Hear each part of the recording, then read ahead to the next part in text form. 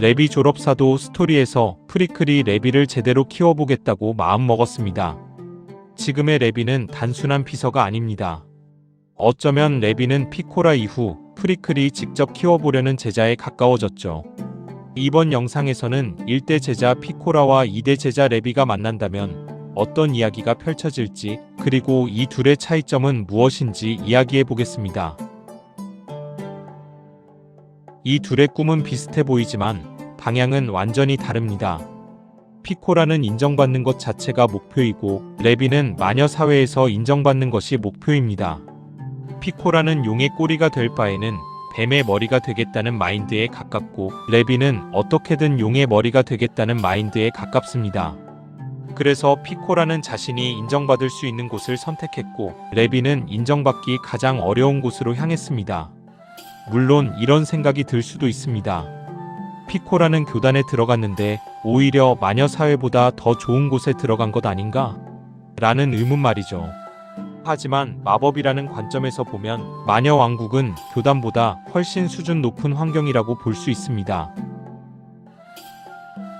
재능 자체는 피코라가 압도적으로 뛰어납니다. 애초에 프리클도 피코라의 재능을 높게 평가했기에 제자로 들였죠. 알바 지방령이었던 레비와는 차원이 다른 재능을 가진 셈입니다. 프리클에게 인정받기 위해 발광축 문제를 서둘러 해결하려다 실수하기는 했지만 적어도 접근 방식 자체는 틀리지 않았을 가능성이 높습니다. 정말 방법 자체가 잘못됐다면 프리클이 정전 사태를 빠르게 수습한 뒤 피코라를 찾으러 오지 못했을 테니까요.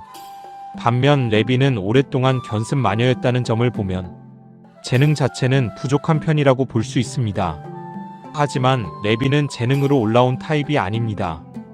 수많은 알바를 하면서 바쁘게 살아가는 와중에도 레비는 논문을 꾸준히 써왔습니다. 그리고 남의 논문도 끊임없이 읽어왔죠. 그 내용 대부분을 기억하고 있을 정도로 말입니다.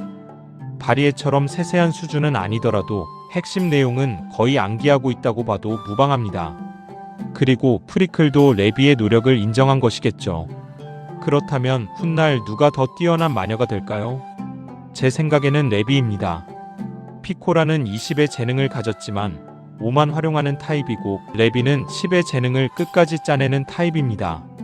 재능의 크기보다 가진 재능을 얼마나 끝까지 사용하는지가 더 중요한 것입니다. 그래서 지금은 피코라가 더 높은 위치에 있더라도 결국 더 멀리 가는 건 레비일 가능성이 높아 보입니다. 피코라와 레비를 현실적으로 비유해보면 피코라는 명문대 졸업생이 중소기업 에이스로 들어간 느낌이고, 레비는 지방대 출신이 대기업 밑바닥부터 올라가는 느낌에 가깝습니다. 그래서 이 둘이 실제로 만난다면 의외로 서로를 부러워할 가능성이 높습니다. 피코라는 성장한 레비를 보며 조금만 더 참고 버텼다면 나도 저렇게 성장할 수 있지 않았을까? 라고 생각할 수 있고, 반대로 레비는 교단에서 인정받으며 일하는 피코라를 부러워할 것입니다. 겉에서 보면 레비는 유능한 비서처럼 보이겠지만 사실 레비가 하는 일도 과거 피코라가 했던 일과 크게 다르지 않습니다.